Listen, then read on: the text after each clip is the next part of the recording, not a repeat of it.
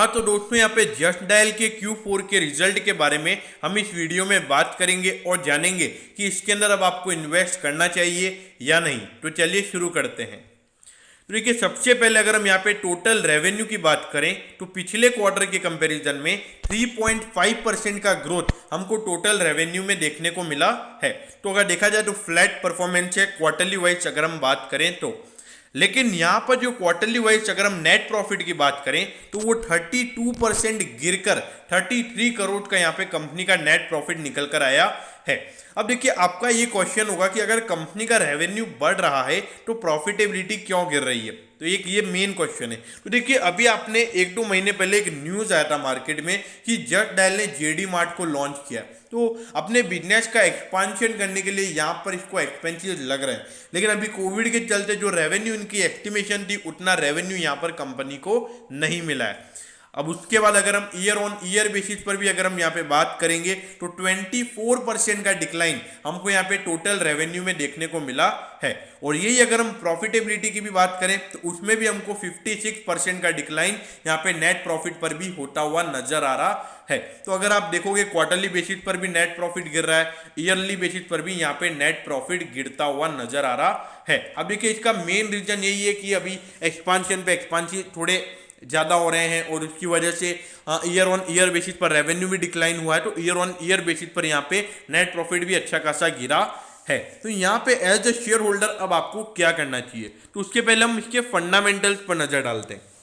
जो देखिए 4,966 करोड़ का मार्केट गैप है। इंडस्ट्री के पीई के कंपैरिजन पे आपको अभी भी सस्ता मिल रहा है, लेकिन ये सस्ता है नहीं क्योंकि ये रिजल्ट के बाद इसका जो अर्निंग पर शेयर होगा वो कम हो जाएगा, तो जिससे इसका प्राइस टू अर्निंग रेशियो बढ़ जाएगा। तो इसलिए आप ऐसा मत सोचिए हमेशा कि इंडस्ट्री के पीई से ये कम मिल रहा है मुझे तो ये आने वाले टाइम पे बढ़ जाएगा, इंडस्ट्री के पीई पे पहुंच जाएगा। ऐसा नहीं होता है क्योंकि जो स्टॉक प्रीमियम वैल्यूएशन पर ट्रेड हो रहे होते हैं तो उनकी एक्सपेक्टेशन होती है कि वो अच्छा वहां पे रिजल्ट दिखाए, मतलब उनके जो रिजल्ट है वो अच्छे आए। लेकिन अगर रिजल्ट अच्छे नहीं आते हैं तो मार्केट उस स्टॉक को पनिश करता है। जैसे आज हैप्पीएस्ट माइंड के स्टॉक को पनिश किया, फिर उसके बाद में जिंदल स्टील भी आज अच्छा खासा डाउन था। तो ये मार्केट का वे, तो ये आपको समझना होगा। अब इसके बाद अगर आप देखोगे पिछले 4 साल से तो लगातार कंसिस्टेंटली रेवेन्यू बढ़ रहा था और प्रॉफिटेबिलिटी भी अच्छी खासी हमको बढ़ती हुई नजर आ रही थी। लेकिन देखिए अभी कोविड के चलते कंपनी के इश्यूज चल रहे हैं, तो ऐसा नहीं कि नहीं चलेंगे।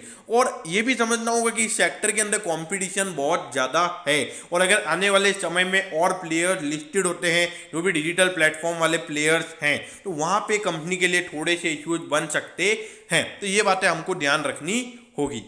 अब ये देखिए 781 पे यहाँ पे जस्ट डायल का शेयर भी ट्रेड हो रहा है और ये भी बहुत भागा था जब इसका न्यूज आया था कि ये एक जेडी मार्ट को लॉन्च कर रहा है। अगर आप देखोगे 1047 का इसका हाई है, तो अगर आप हाई से कंपेयर करोगे तो अराउंड 20 to 25% ये शेयर आपको अभी भी डिस्काउंट पर मिल रहा है।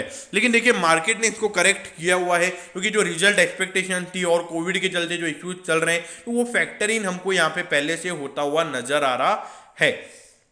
अब इसके बाद हम बात करते हैं जिन्होंने इसमें लॉन्ग टर्म के लिए इन्वेस्ट किया हुआ है, जो लोग इन्वेस्ट करना चाहते हैं। तो देखिए मेरे ख्याल से यहाँ पे जिन्होंने इन्वेस्ट किया हुआ है बने रहिए, कोई इश्यूज वाली बात नहीं है क्योंकि जब इकोनॉमी रिकवर करेगी तो वहाँ पे मेरे ख्याल से अच्छी खासी रिकवरी हमको जस्ट डायल के अंदर भी नजर आ सकती है।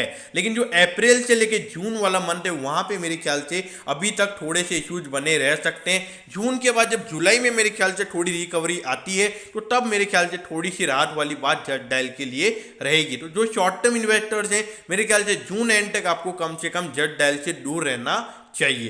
तो दोस्तों मैं होप करता हूं कि जस्ट डायल के Q4 के रिजल्ट के बारे में आपको सब कुछ पता चल गया होगा। अगर आपकी कोई भी क्वेरीज है तो आप कमेंट कीजिए, मैं जरूर आपके कमेंट पर रिप्लाई करूंगा। ओके दोस्तों, thank you, have a nice day.